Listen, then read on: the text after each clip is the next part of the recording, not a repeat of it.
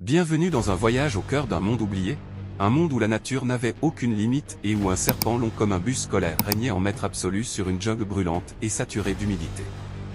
Son nom, Titanoboa serjonensis, une créature si gigantesque qu'elle semble sortie d'un cauchemar, et pourtant bien réelle.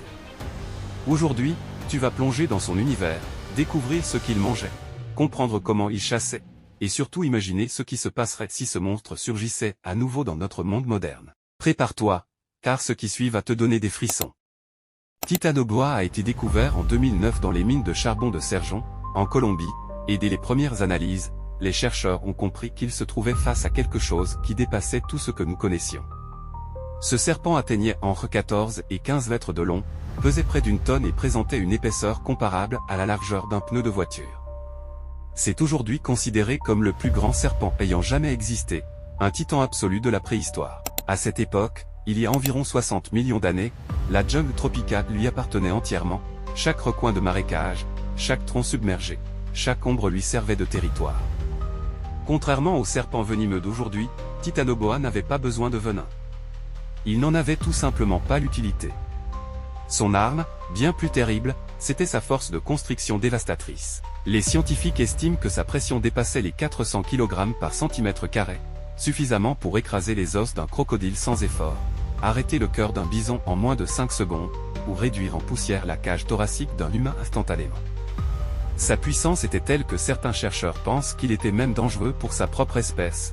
Un combat entre deux Titanoboa aurait pu être destructeur pour les deux adversaires.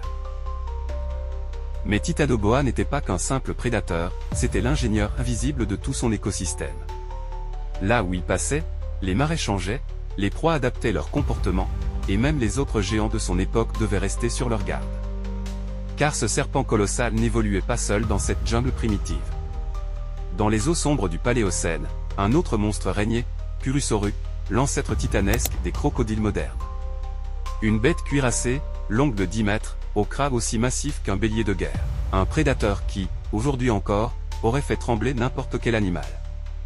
Mais face à Titanoboa, il n'était qu'une cible de plus.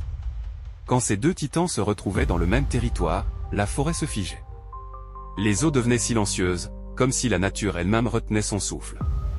Les fossiles retrouvés dans la région sont formels, Titanoboa chassait ces crocodiles géants. Il les surprenait sous la surface, s'enroulant autour de leur corps cuirassé avec une lenteur méthodique, puis les écrasant dans un craquement sourd qui devait résonner à travers toute la mangrove. Là où ces monstres s'affrontaient, l'eau devait se teinter de rouge. Mais même les créatures les plus puissantes ne sont pas éternelles. Le règne de Titanoboa a pris fin pour une raison simple, implacable, inévitable, la Terre s'est refroidie. À son époque, notre planète ressemblait à un sauna gigantesque, avec des températures constantes dépassant les 30 degrés Celsius. Un paradis pour un serpent géant qui dépend entièrement de la chaleur pour fonctionner. Mais lorsque le climat a commencé à baisser, lorsque les forêts tropicales ont perdu un peu de leur fournaise, Titanoboa a perdu ce qui faisait sa force. Son corps immense ne pouvait plus maintenir la chaleur nécessaire à sa survie, et petit à petit, ce colosse s'est éteint. Pourtant, une question continue de nous obséder, que se passerait-il si Titanoboa revenait aujourd'hui? Imagine un serpent de 15 mètres surgissant dans nos forêts modernes. Imagine-le glissant dans les rivières brunes de l'Amazonie, invisible, silencieux. Il pourrait attendre des heures dans une eau stagnante, puis frapper un buffle ou un tapir sans que sa proie ait le temps de comprendre ce qui lui arrive. Il dévorerait anacondas, jaguars, et potentiellement des humains. Un simple mouvement de son corps suffirait à renverser une pirogue, un bateau de pêche, ou même un petit canot motorisé. Titanoboa deviendrait instantanément le super prédateur ultime, une créature à laquelle rien, absolument rien, ne pourrait s'opposer. Et pourtant, le plus troublant, c'est que son mythe n'a jamais vraiment disparu.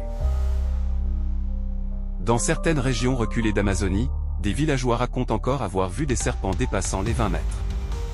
Des témoignages impossibles à vérifier, mais suffisamment nombreux pour alimenter les légendes et intriguer les scientifiques. Sur Internet, ces récits explosent en popularité. Chaque vidéo floue, chaque bruit nocturne devient une preuve potentielle. Et c'est précisément cela qui fascine, l'idée que Titanoboa n'est peut-être pas complètement éteint, ou qu'il pourrait renaître un jour. Car la Terre se réchauffe à nouveau. Les jungles deviennent plus chaudes, plus humides, plus proches des conditions qui ont vu naître ce monstre. Et si l'équilibre basculait une nouvelle fois, si la nature décidait de créer un autre titan, Serons-nous prêts à l'affronter? Reste avec moi, car l'histoire de Titanoboa n'est que la première d'une longue série de créatures aussi fascinantes que terrifiantes.